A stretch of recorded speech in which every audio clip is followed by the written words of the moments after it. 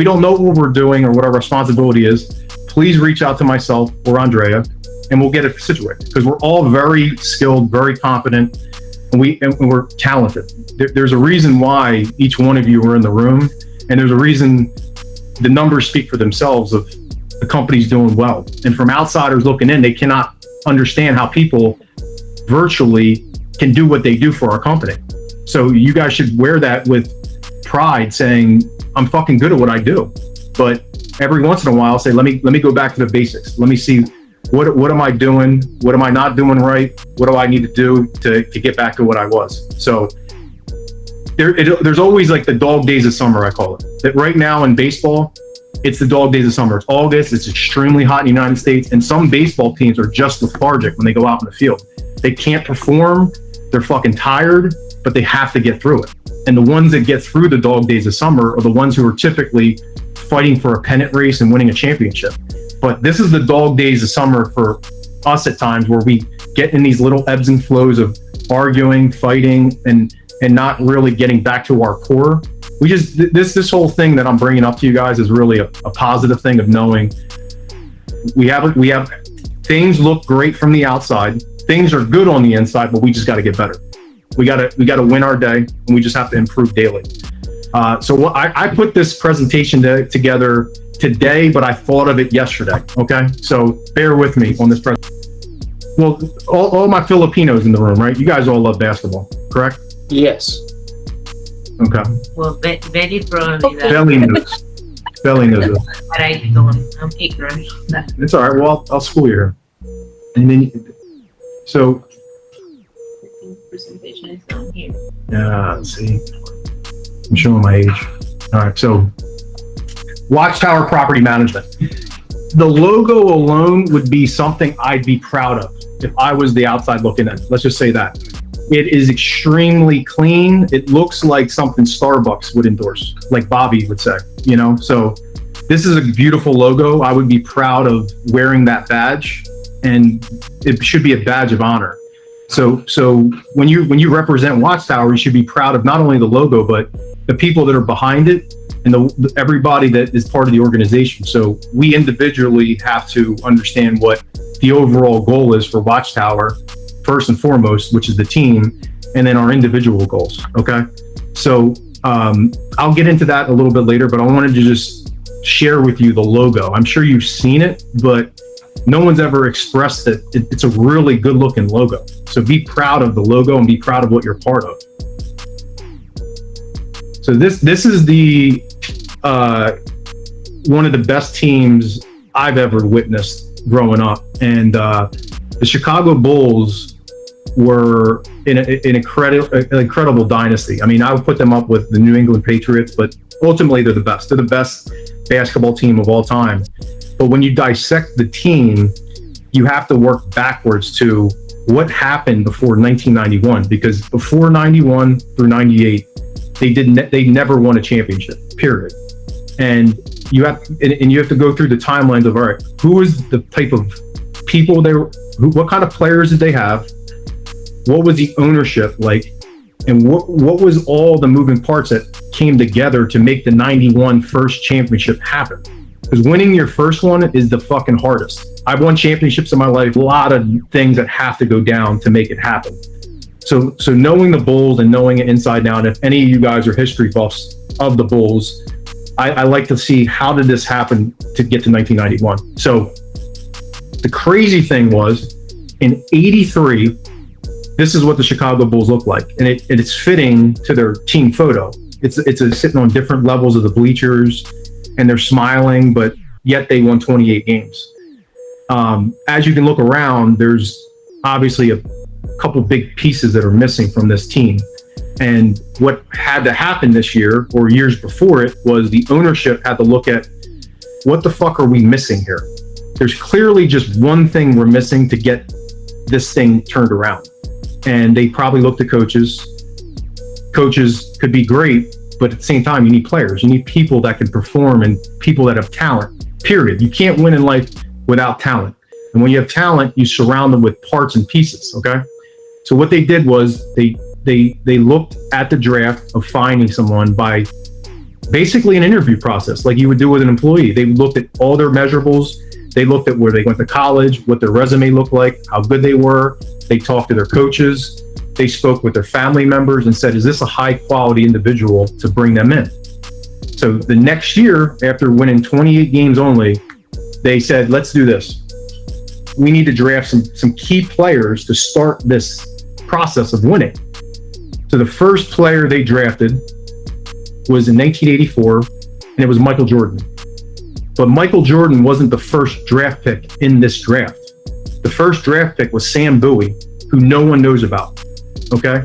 So going first also does not mean that you're the best. So Michael Jordan went 3 in the draft, and instantly the next year, they wound up winning 40 plus games. So they went from going from 24 wins to 40 plus games. That still, they did not win a championship. And they were missing some more parts and pieces. And if I looked at a player who was drafted, I would say if I was the GM, Andrea would be my Michael Jordan, because she is that type of talent. She is everything that you could imagine if you're saying a player or an employee or someone that would be a partner in life. She's Michael Jordan, because the standard that this guy brought every single day was unbelievable. It really was. And after Jordan, they had some years. They had years they needed people. They needed additional pieces to add. And Scottie Pippen was his Robin to Batman. Scottie Pippen was an absolute amazing second tier guy. He was not the person. He was not the best. And he knew he wasn't the best, but he was okay with being number 2. And sometimes in life, you have to be okay with being number 2 or being a support person. But them two meshing extremely well together, you can see the chemistry was supreme. They might have fought, they might have had problems, they might have had complications at times, but they always knew what the goal was to win. And still, with them two in place, they did not have the right coach at the time leading their team, okay? So the ownership had to look into this thing and say, you know what? We have the players, but what are we fundamentally missing? We're missing a philosophy. So Phil Jackson eventually became the coach. Before Phil Jackson, there was a coach who was extremely well, had a great career, but the philosophy that he had did not align with the way Michael Jordan and Scottie Pippen, they worked together. The way they played off of each other was exactly what they needed. They needed a leader and a coach that was really going to be able to play to their strengths and put them in the right positions. So they couldn't get their offense right. They couldn't get their defense right. And if you look at this thing in a business lens, it's extremely similar, sports to business, extremely similar. Offense to me is sales, is marketing, it's making money, but then defense is protecting. Just like football or basketball, you're protecting the goal. You're protecting to make sure someone doesn't score on you. You have to have a different strategy. You have to have the right people in place, but it's a different set of skills than offense. Offense and defense are two different skill sets. So property management to me is defense. It's more defensive than it is offensive. Inside of the defense, there will be offensive moves you make, but for the most part, it's a defensive and it's a selfless position. It really is. I mean, most people are going to put the number one person on a mantle as offense, but defense wins championships and defense is everything. So that's really what WATCHTOWER is. And I want you guys to understand that too. So adjustments and changes are made even with top talent. I can get into those things. One adjustment that Michael Jordan had to make was, as he kept progressing, he had to build his body up. So one small thing was he had all the skills, but he was skinny. He was extremely scrawny, and he had to get into the weight room and work out. Tim Grover is extremely documented in his success of making Michael Jordan who he was over the course of those 7 years, leading up to his first championship. So Tim Grover is known as the world's greatest personal trainer, and Michael Jordan was his very first client he ever had. And as he added clients, people would call him if he was in the middle of training. He said, listen, there's one phone call that I will always take. It's a funny story. There's one phone call I will always take, and if I'm in the middle of training you and he calls me, I have to answer the boss. And he said the only boss he ever had in life was Michael Jordan, Tim Grover. So if Michael Jordan called him and said, I need you out in Phoenix to fly out here and train me at 4 a.m. before my game, because I think there's a couple kinks that are wrong, he would jump on a flight and meet Jordan, wherever he had to be. That's how powerful Michael Jordan was to Tim Grover's life, and as well as to Michael Jordan's life, to make him who he was. But it all starts with their practice, daily habits, rituals, and then your personnel. Your personnel is very, very important on constructing an offensive and a defensive team that can win. And then wins are on the scoreboard. So at the end of the game, you know who wins and loses based on who scored more points, okay?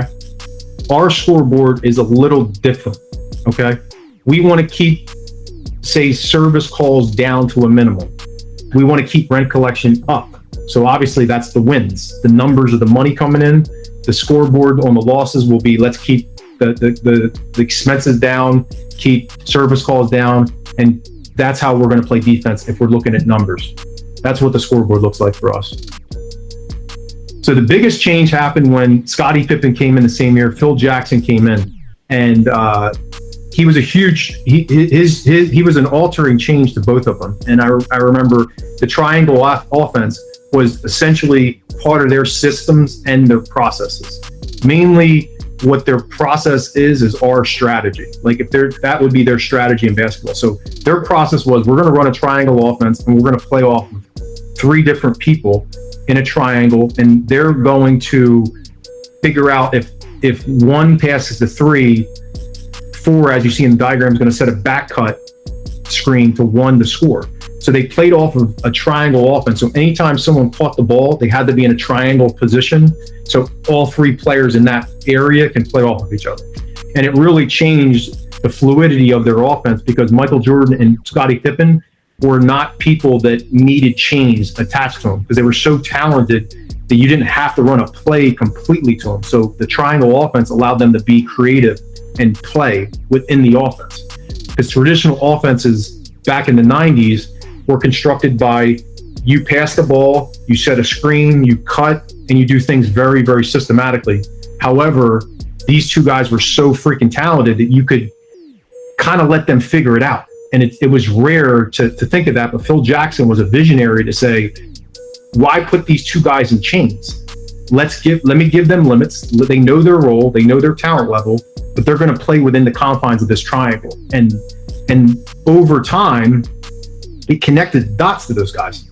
So it did not happen peaches and cream, because you're going to see he came in 87, and over in 87, 88, 89, 90, they did not win a championship.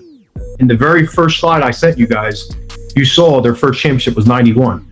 So they had 4 years of trying times, a lot of arguing, a lot of fighting, but at the same time, the needle was moving, and they were advancing. Little by little, they were getting better. They were winning. But what happened was they made adjustments. Some years, Jordan would say, you know what? I'm missing shots at the end of games. My legs are not strong enough. I need to work on my core, and I need to work on my legs, and I need to work on my endurance. So he would go back to the drawing board and train on those specific things to make him better and more efficient at the end of the games. So it's the same thing with us. There's certain things that we are extremely talented at or naturally gifted at, but then there's times that we may falter or not be doing something correctly. We need to go back to our core of saying, you know what, I know I have the ability to do it. Let me train myself to set my schedule, have the to-do list items, and constantly, go back to what I know and build the confidence back to just get that routine back. And then over time, it just becomes so, it's a rhythm that you just don't miss. Like Jordan didn't miss at the end of games. But there's always a frustrating time between coaches, players, the front office. That's what I said the dog days earlier.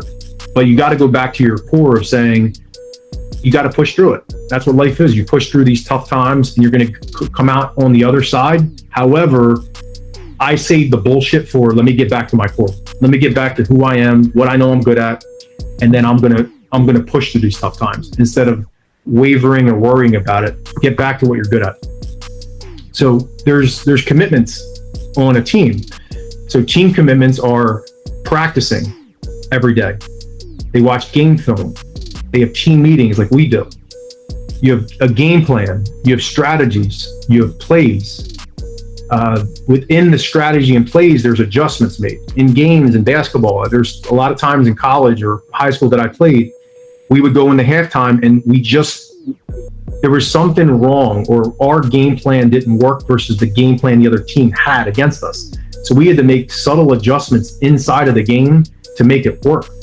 And you can see instantaneously or sometimes throughout the game when they played out that the strategies would either work or they didn't work. But typically the ones that the coaches that make the right adjustments and strategies and teams buy into it, and if everyone's on the same page, it usually works out and you win. From my experience, you win if you all buy in and you're doing it correctly. And the other thing that every team I've ever been on that was successful was roles and specialists. Everyone had a role. If you look at this Bulls team, everyone knew Michael Jordan was the best player on the team, period. That was his role. He was the scorer. He was the intimidator. He was in your face. He did not fuck around. If he was in practice, he ran sprints harder than everybody else. He always came in first place. First one in, last one to leave. Always. That was Jordan, period. Everyone knew it. They knew he was nasty. He was a nasty motherfucker. He was very nasty. But everyone loved him because he was willing to win and he was on their team. He did anything at all costs to win. You can watch a video on the guy for 3 minutes on YouTube and you'll see what I mean by the way he looks, his demeanor, his body language. The guy was a winner.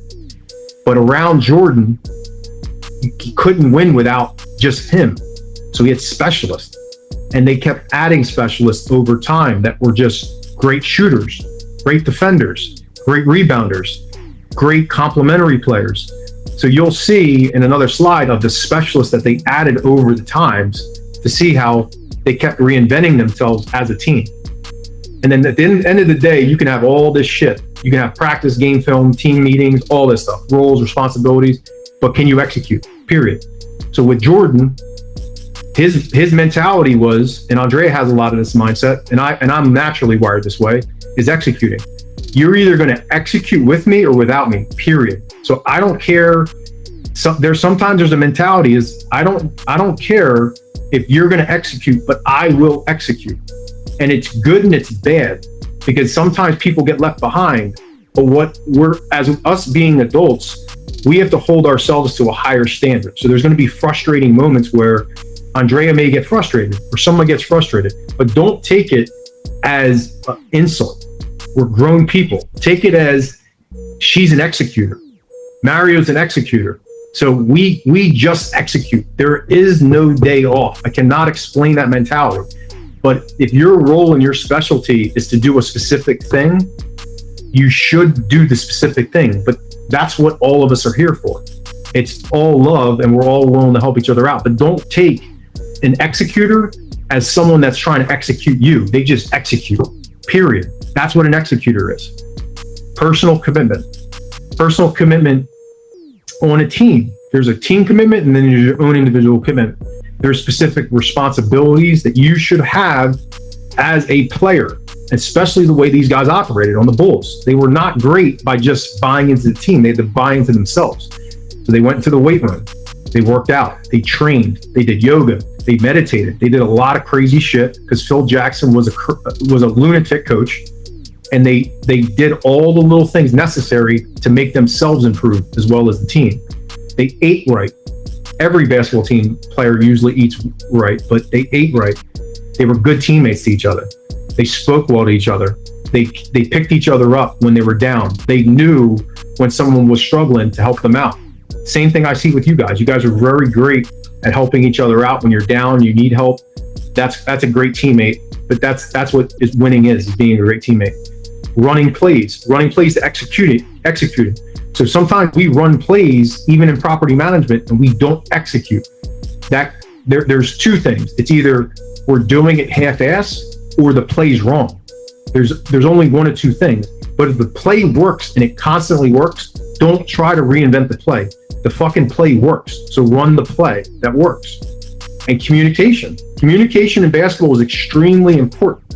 I remember my college coach would always say to us, like, you can't have peace pacts in basketball. You can't just assume and quietly say, hey man, Mario's dribbling the ball, and I'm calling play one, quiet one. You got to scream the play. You got to let the players know we're running play one. We're on defense. Hey, let's switch off. I got this guy. Hey, switch back. You know, box out, rebound. There's a lot of different things you have to communicate as a team. The communication is important. And then really, if anything, playing your role. Don't get outside of your role unless it's asked of you, or it's something that is really is what you think. If you think your role is something else, make sure you listen to somebody that is telling you what your role is, because your role probably makes the most sense. And there can be adjustments over time, because I've been on teams where my role started off extremely small and I wound up being an extremely big role. Or sometimes I was on a team with guys that were way better than me, and my role was chipped down a lot differently. But I knew my role, because I knew that there was guys on my team way better than me. However, if I played my role right, the team was going to win. So I've been on both ends of it. I've been on a very great team with better players than me and played a smaller role.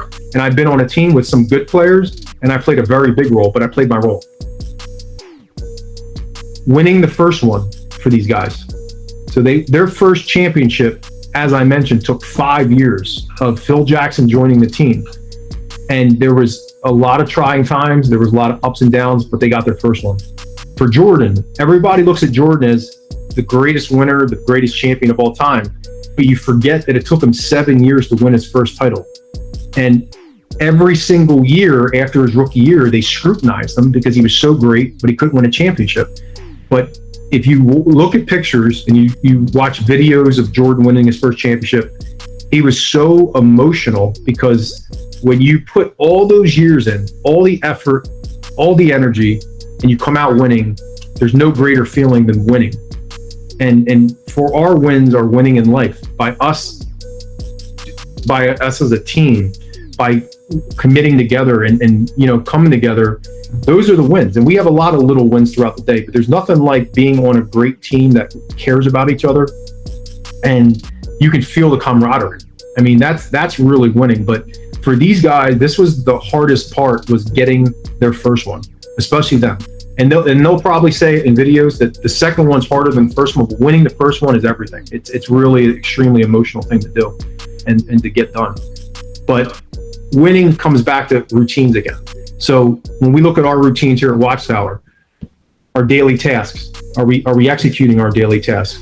Are we still having huddles? Are we holding ourselves accountable and individuals accountable? Our weekly meetings are extremely important to have these. So we have to make sure that when we have them, we're present and we're engaged, and we're making sure when we go through these things, we're knocking them out. We're getting things accomplished and done. Trainings, when we're in trainings, or if there's different videos that we ask to watch, make sure you're engaged in the trainings. It's just like watching game film. Roles. We have to know our roles. If we're unsure of our roles, let's make sure we reach out to people to get our roles extremely cleared up. If things are added to your plate and your role makes you extremely thin, then we need to have a conversation about it, because we don't want to take away who you are and how good you are at what you do. Adjusting to issues. Issues come up, problems come up, but we have to be able to adjust in a positive way to ensure that we correct it. It's very simple. Issues come up, we talk about it, we figure out a solution. Maybe the solution at times does not work. That doesn't mean the person who gave a solution is wrong or stupid. It just means we have to look at another option, because eventually there is a solution to all issues. A lot of the issues that we deal with are black and white, so it's easy to input something to make it work, but you have to also try it. You have to try the solution to the issue. And then taking responsibilities seriously. Taking your own personal responsibilities seriously by looking yourself in the mirror and saying, you know what, did I do this? Did I do my best at this specific task or my specific role? So you win your first championship, and then keep in the dynasty, as I said, to win 5 more.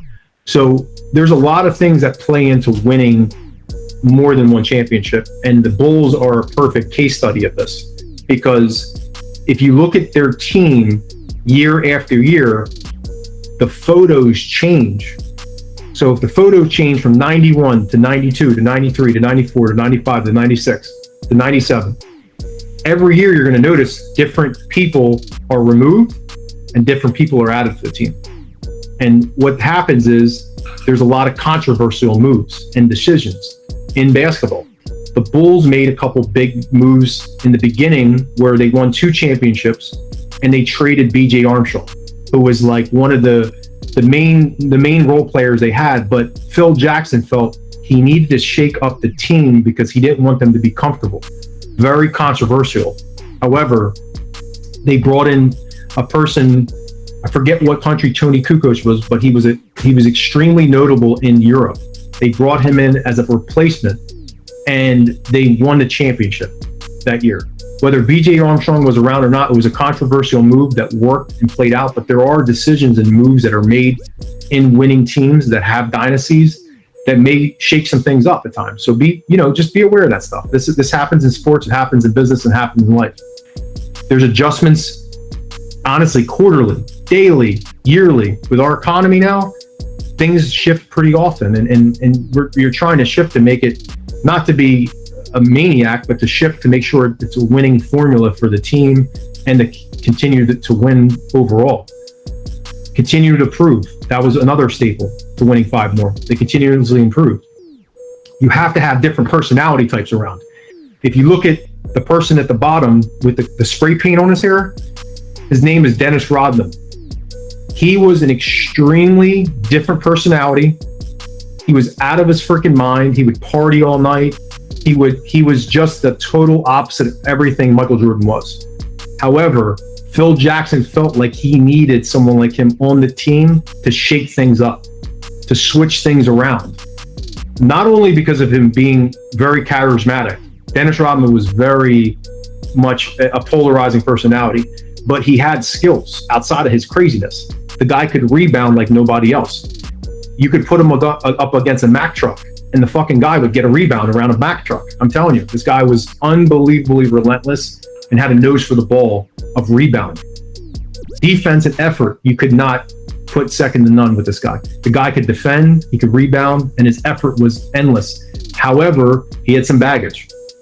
And it's okay with having people with baggage or having certain personality types, because at the end of the day, if you have a team and everyone's committed to the team, even if their personality or their personal life is a little different, it's okay, because everybody is on the same team and it's the right piece to the puzzle. Adding new parts goes into these role specialists. If you look at the photo, the ones that are highlighted, 53, he was an excellent defender as well as a rebounder. They needed another secondary guy outside of Dennis Rodman to complement Jordan and Pippen. Ron Harper, a great shooter, great on the ball defender. And Steve Kerr was simply just a great shooter. And then Tony Kukoc, who's off to the far left to the bottom right, or the bottom left corner, he was the person they replaced for BJ Armstrong. So this team had a series of specialists that were really good at one or two things. And then Jordan, Pippen were just superior at everything. And then Phil Jackson put all the right parts and pieces together. But this is what was the winning formula. They constantly made these adjustments and changes throughout time. So how can we build a dynasty? This is a question that I ask myself and that we should ask ourselves. And first, it always starts with yourself personally. Is it you? What am I doing? What am I not doing right? You have to always question yourself daily. What is my role? You have to know your role. Am I improving? You should look at yourself on a weekly basis, monthly basis. Am I improving? Am I the best at my role? You should look at that. Committed to the team goals. Am I committed to the team goals? And I always ask myself, did I win the day? Did I win my day by what I'm doing? And did I do my best effort? Winning your day is as simple as just doing your roles and your responsibilities. You don't have to go crazy. If there's certain things that you have to do inside of it, you can lay your head down at night and feel proud that you won your day. So understand, winning your day, it can be as simple as just doing the little things that you're asked to do for the team.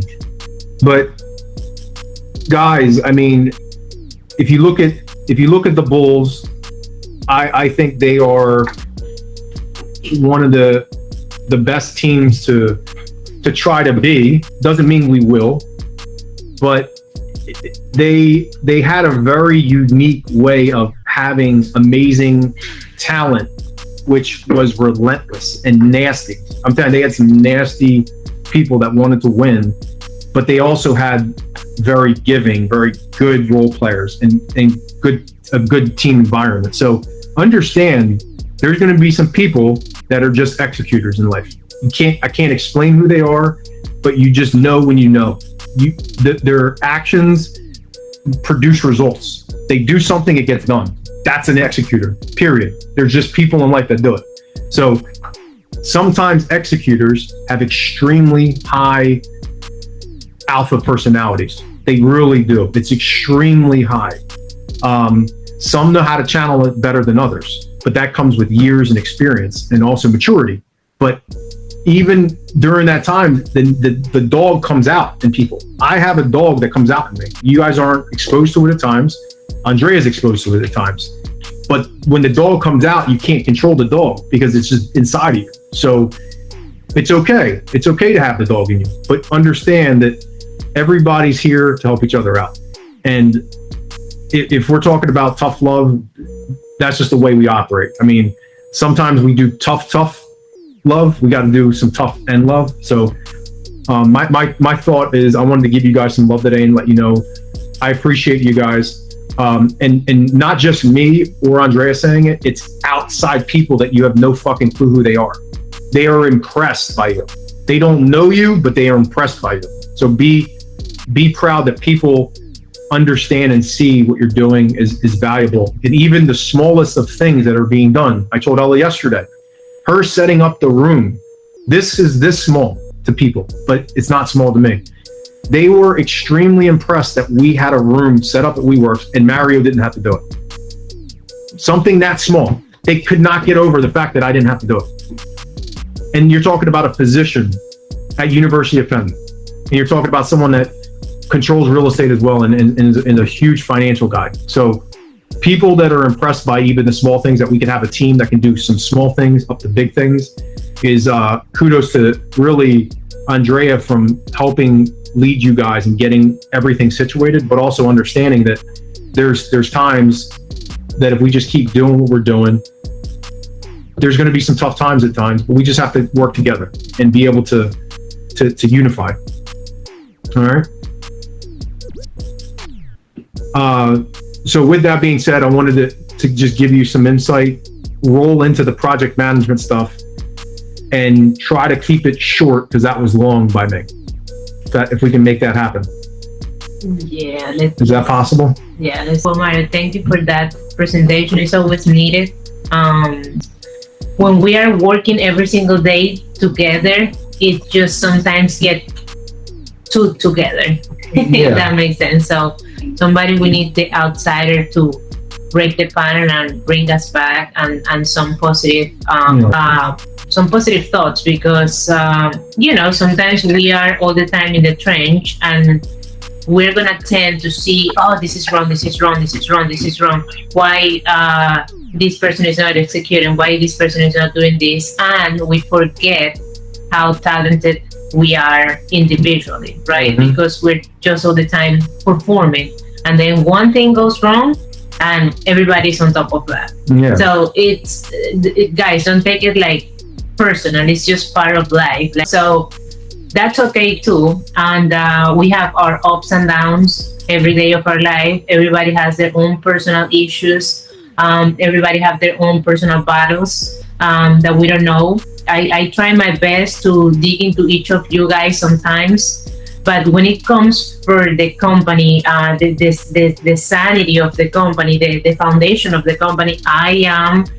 very high, and I thank Mario and God that he is here, because if not, I would just say, I'm gonna do it all by myself, because sometimes I tend to overstep on people's road because my brain just goes super fast and I'm just thinking about everybody. So I'm like, oh, did they do this and this and this and this? And sometimes my brain doesn't. Let me add something. Bobby, did you watch the Bulls in the 90s? Yes, truly. Do you remember when Michael Jordan would do what she just said? I remember one time versus Utah, taking the last shot. But do you remember how times where he would just say, fuck it, fuck everybody on my team. I'm just going to win the whole thing without anybody. Yes. But guess who had to give him some mental help was Phil Jackson. Yeah. Taking the ball, taking the possession by himself. I can do it.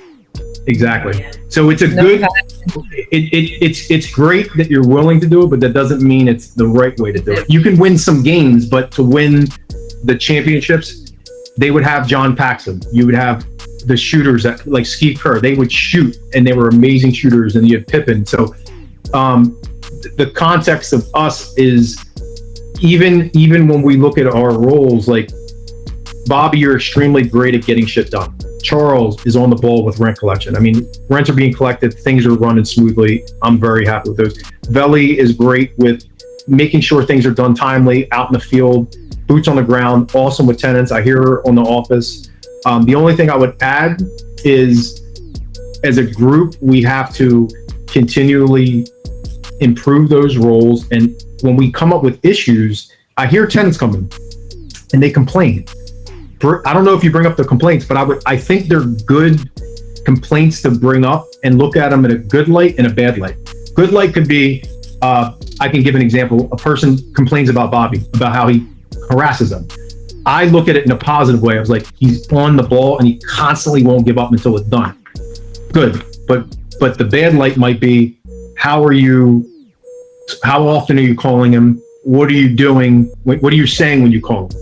That could be, we look at it in both ways. But the consistency and the tenacity is there. I can't be mad at it. And I even tell the person on the other line, I'm mad at it. I'll say, listen, that's great. However, we can talk to them. What's being said. So I'll do some investigative work. But it's good to share that stuff with you, Bobby, because it's good information for you to say, you know what, I'm a bulldog, but at the same time, I gotta know when to be, cool too. I can't constantly be harassing people, but I gotta pick and choose my battles. So feedback is good. So I would say, you guys, if you get feedback from tenants, make that part of these conversations. It's extremely important to bring up tenants because they're like our YouTube subscribers or our Netflix subscribers. They're going to come back and they're going to be willing to pay more because we're treating them, we're taking care of them, we're treating them well, and we're on the ball. And we have all those personality traits. We do everything right, but also look at them not as the enemy, and I don't think you guys do, but look at them as informative, and they can help us get better. That's what I look at tenants are. They always can help us get better at what we do. Okay.